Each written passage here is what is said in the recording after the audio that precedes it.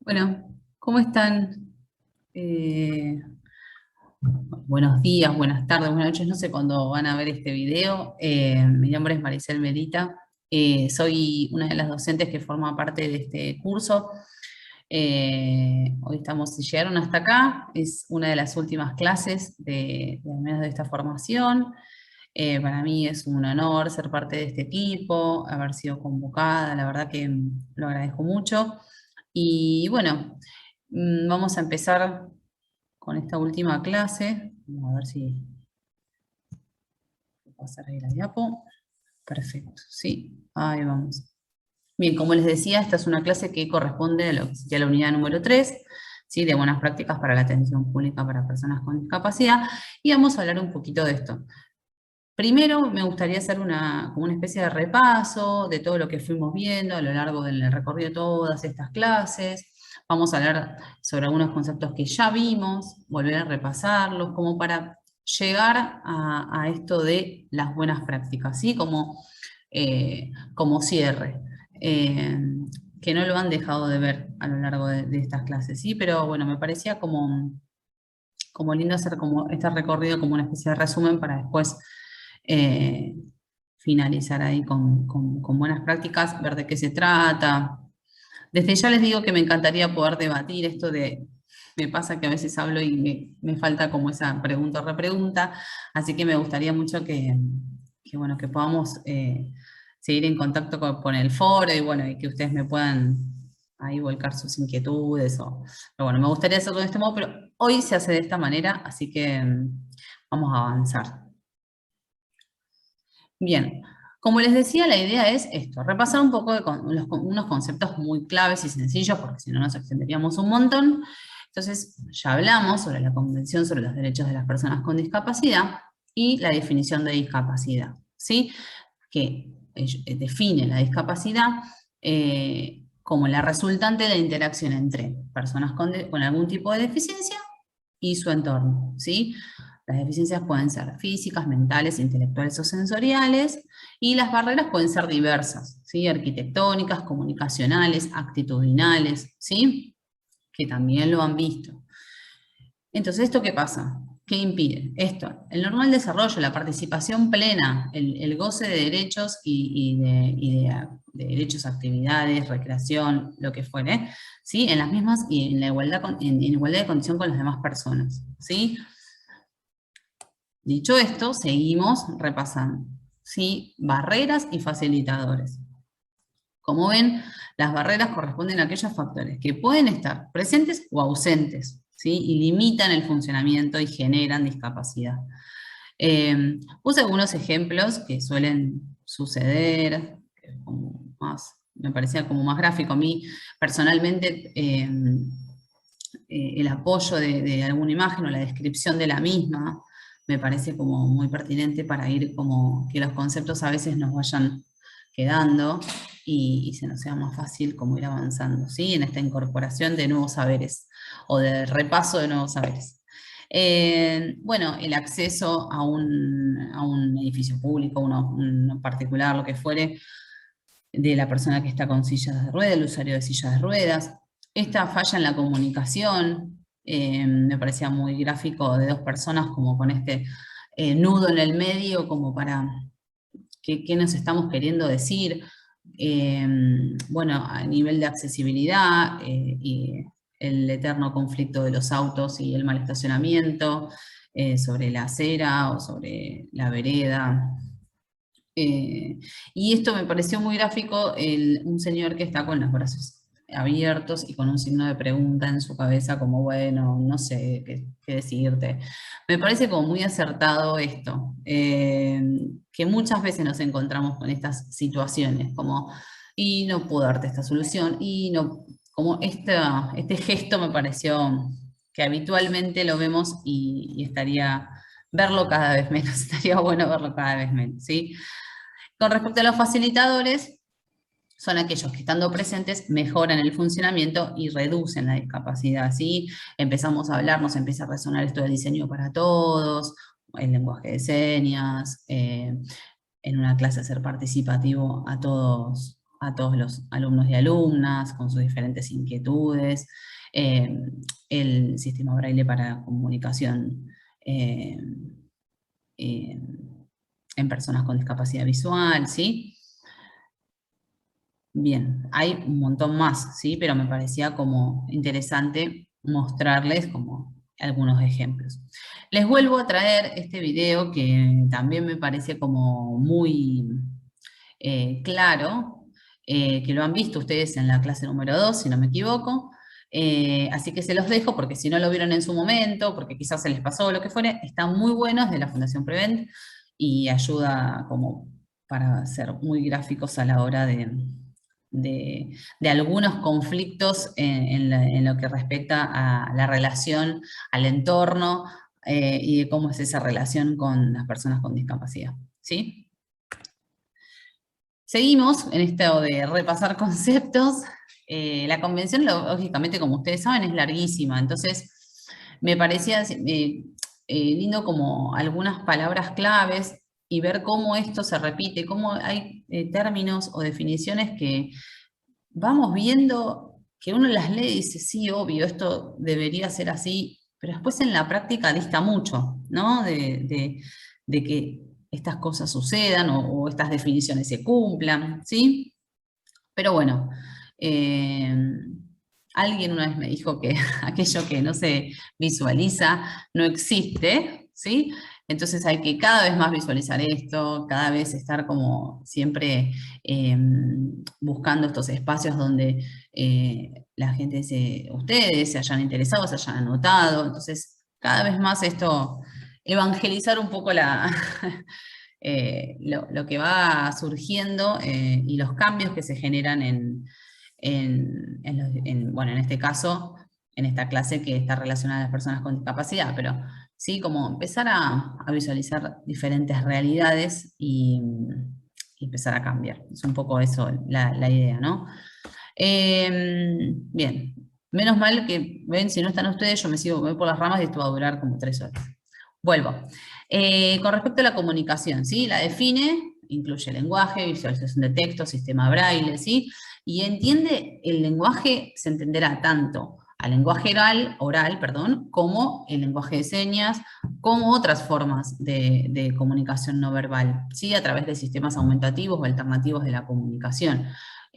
O sea, cuando hablamos de comunicación es amplio el abanico, ¿sí? Uno dice, sí, obvio. Sí, bueno, pero en la práctica a veces eso no sucede. Empieza a nombrar, o nombra bastante, ajustes razonables, diseño universal, vamos a volver sobre esto un poquito más adelante, ¿sí?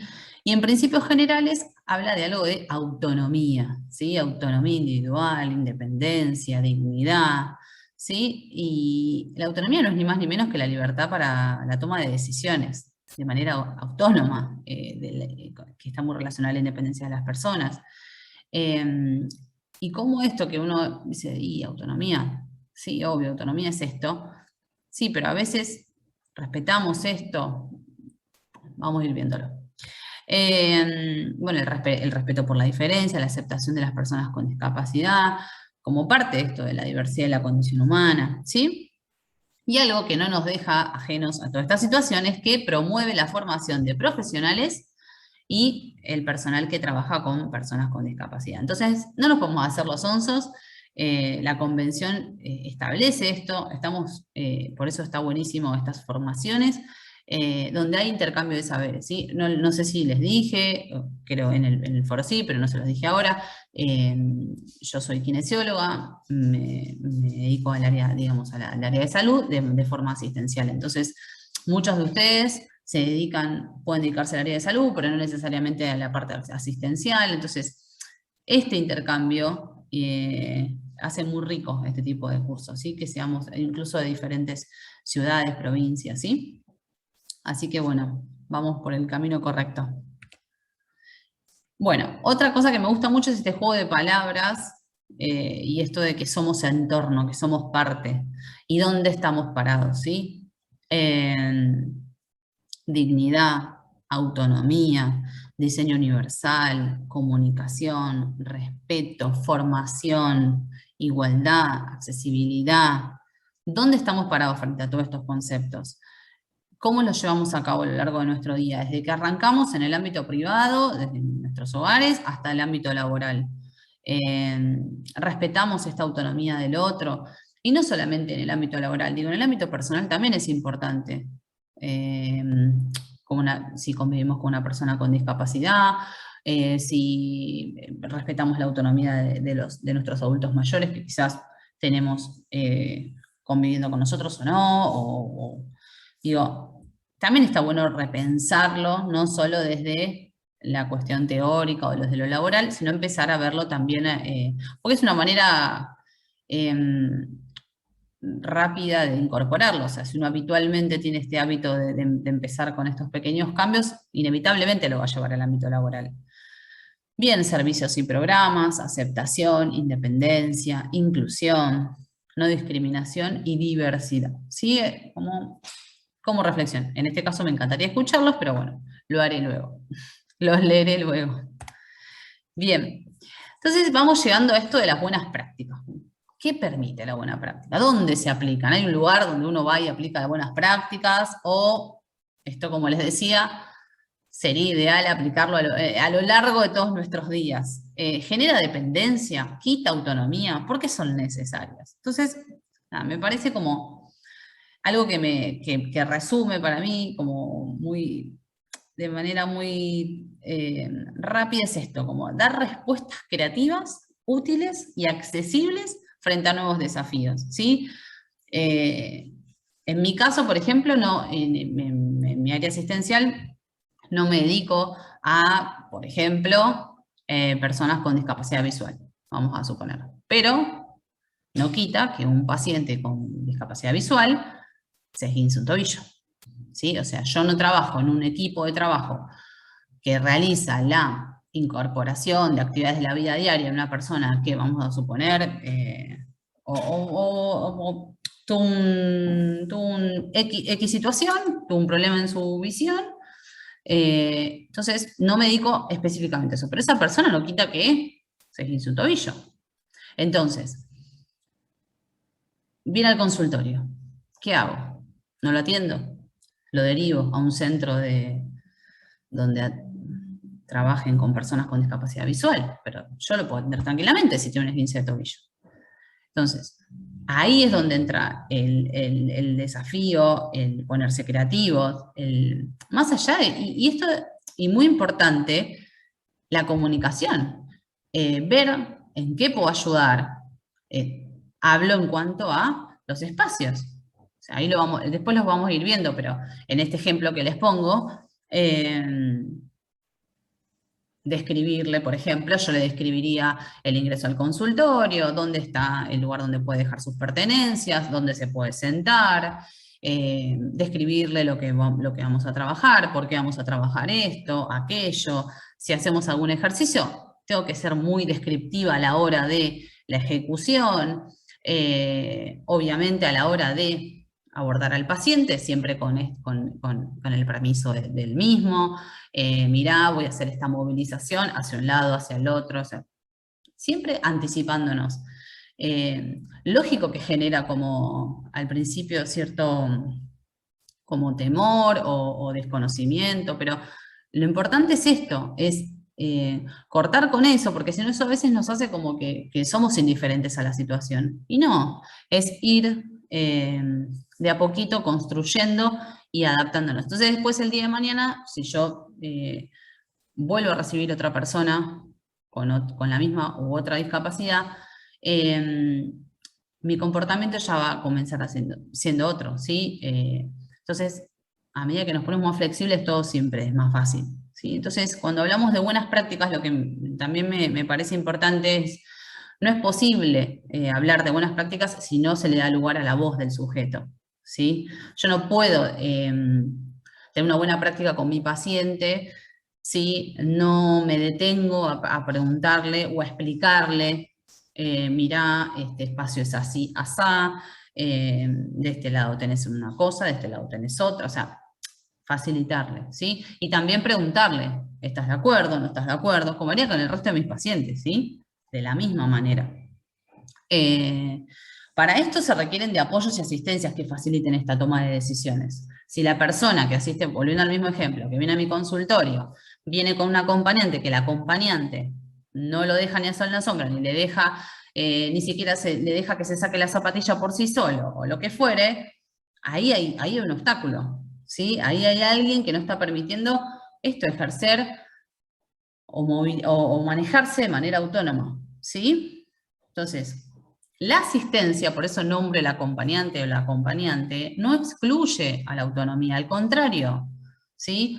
Para que pueda darse, en este caso, una sesión o un proyecto de vida independiente, se crean y se brindan herramientas, ¿sí? Que junto a un entorno familiar y amigable, familiar, pueden ser amigos, familia directa, lo que fuere, propicie y acompañe dicha autonomía. Entonces, la persona viene al consultorio, el acompañante lo puede asistir, pero no por eso ni yo dejo de decirle, mirá que el box está a tu derecha, ni la persona se encarga de describirme edad, número de documento, domicilio del paciente que se va a atender.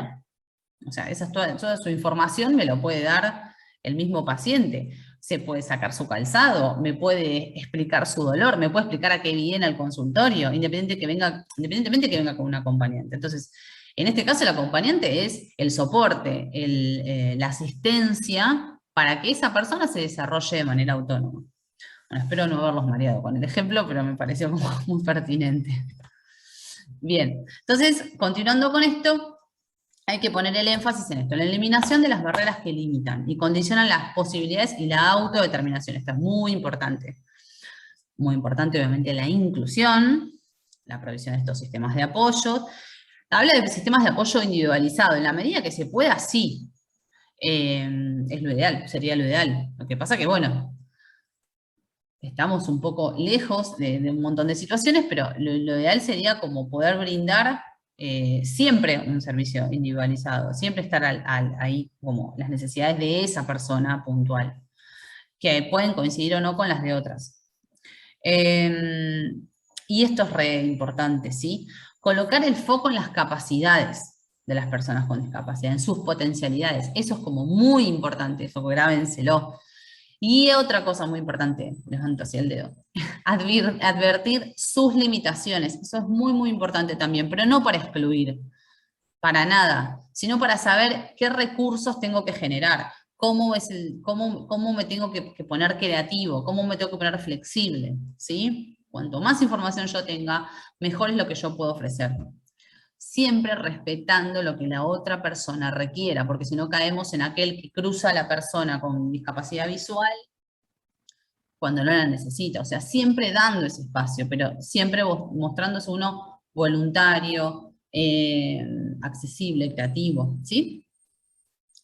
El nuevo modelo, ¿sí? También habla de esto, de la nueva forma de vincularnos con las personas con discapacidad con su entorno, requiere de adquirir conocimientos e información específica, recontra, ¿sí? Pero por eso estamos acá. Volvemos, esto otra vez nos vuelve a llevar a la convención, a esto de que hablaba de la importancia de formar a los profesionales, a las personas que trabajan con discapacidad. Es lo mismo, está hablando de esto.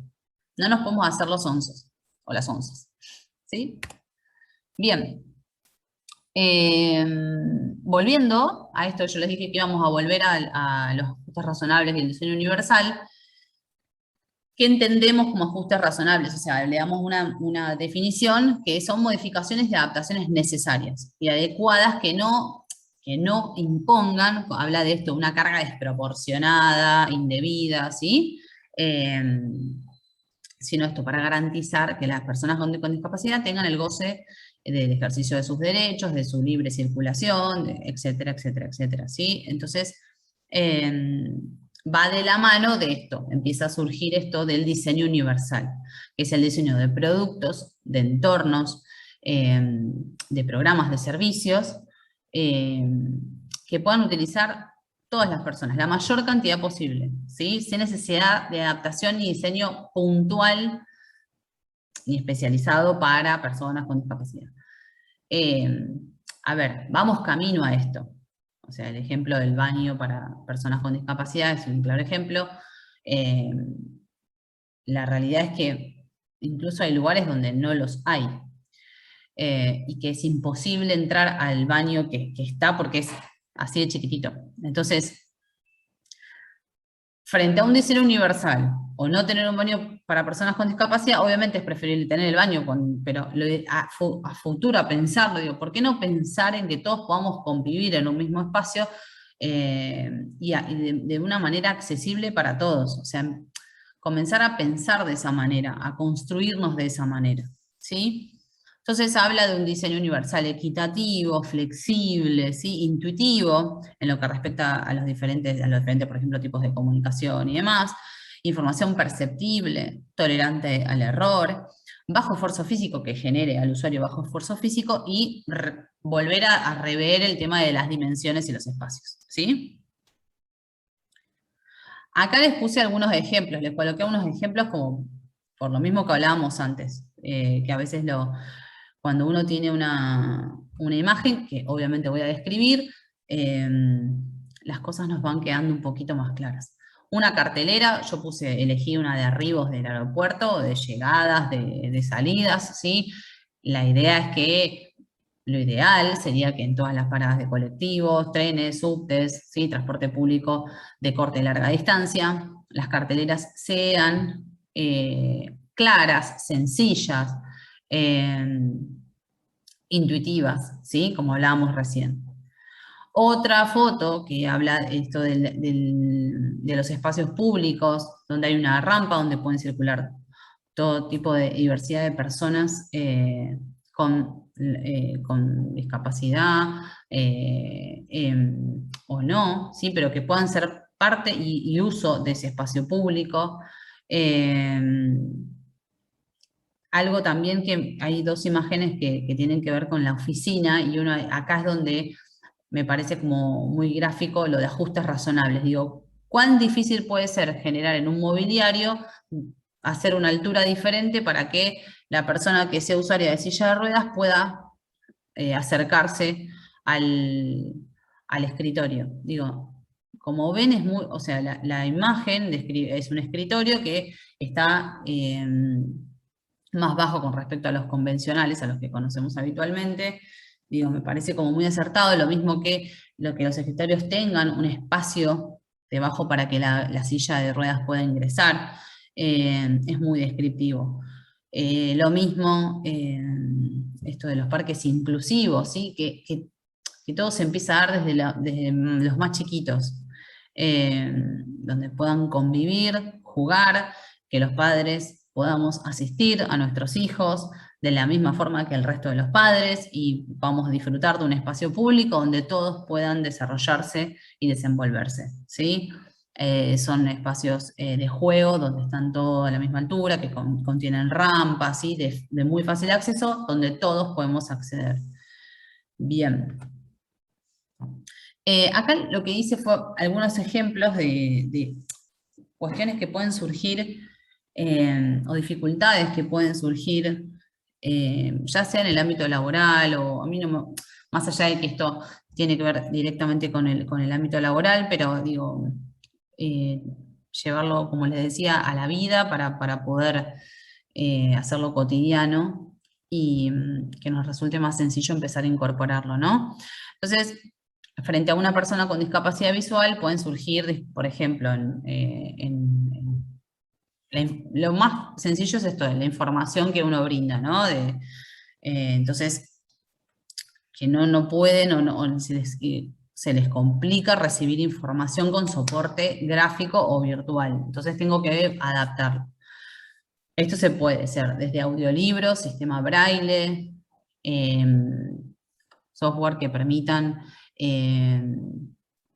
la lectura parlante, y no hay que irnos a grandes dispositivos. En el celular, de hecho, uno entra a la parte de accesibilidad y ahí puede chusmear y va a encontrar que todo lo que uno escribe lo puede tener de manera auditiva y lo puede oír.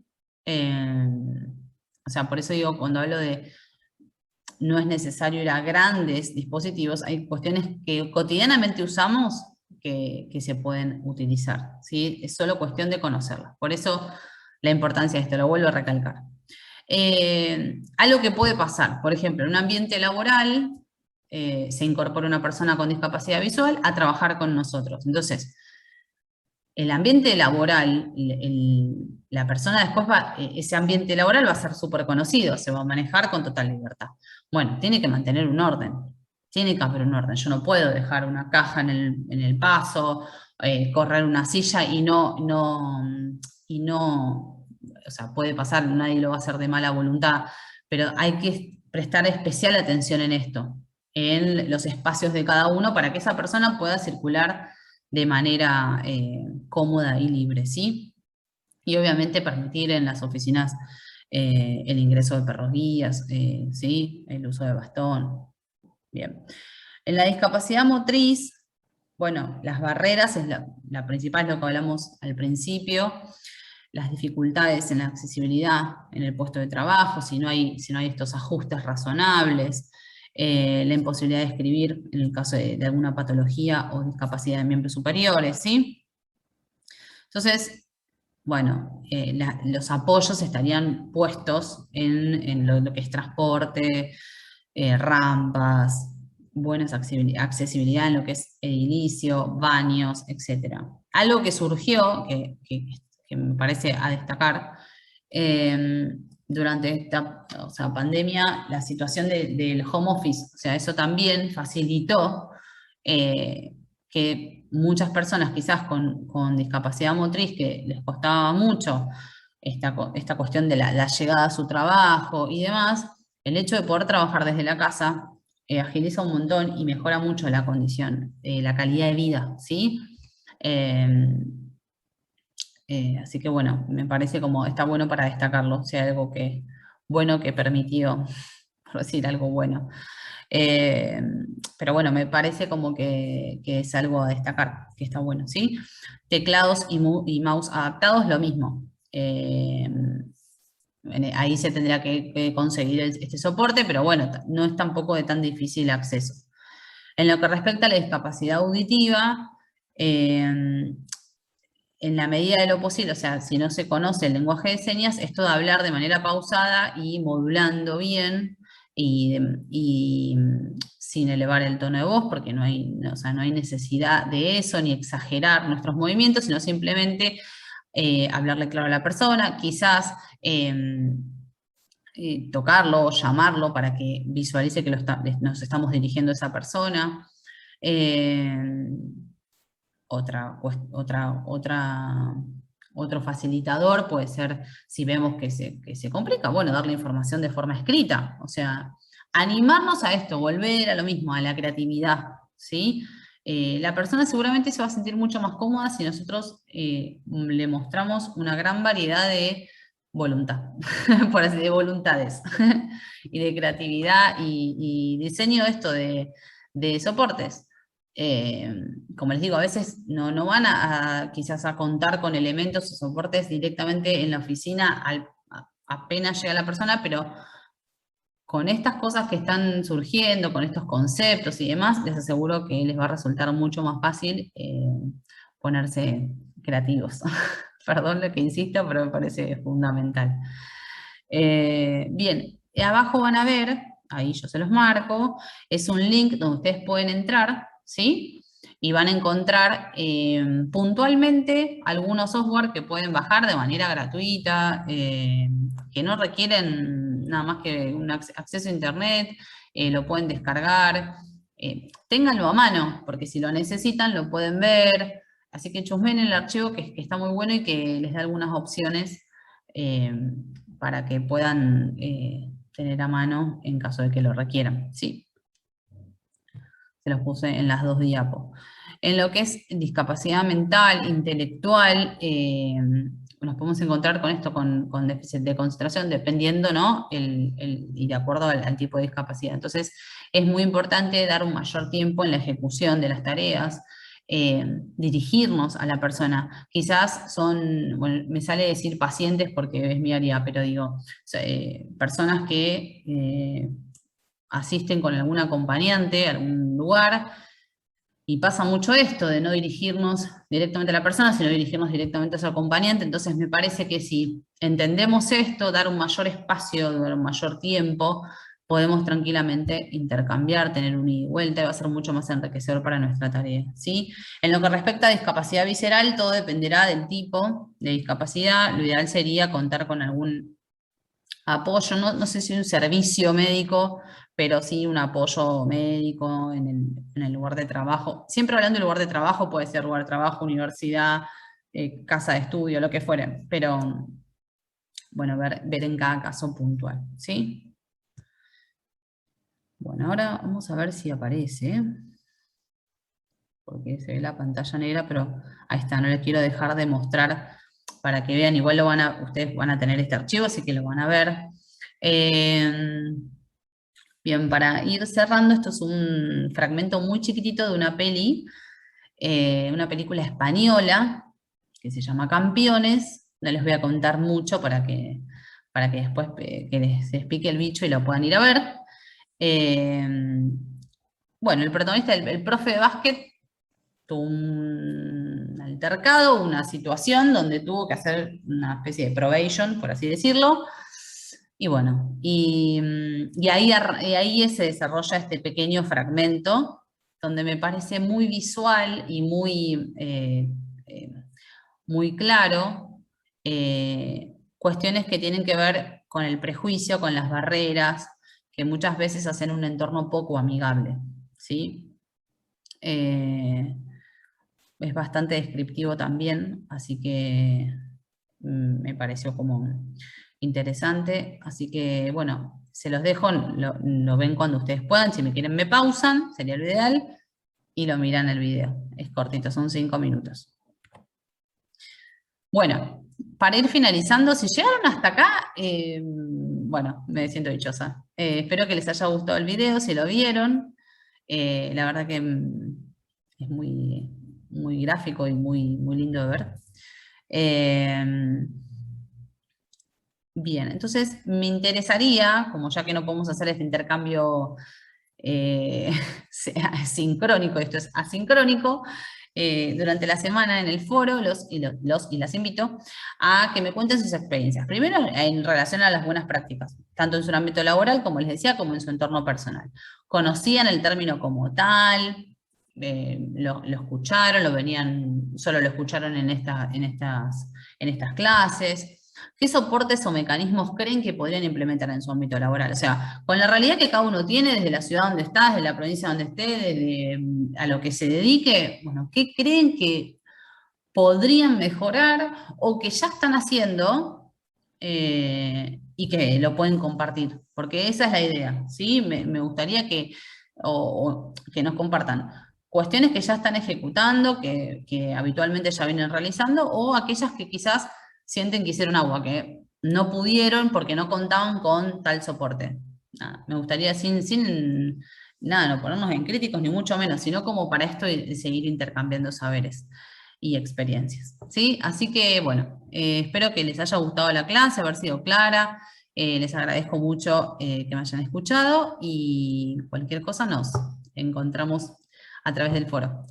Gracias y bueno, nos estaremos viendo en algún momento.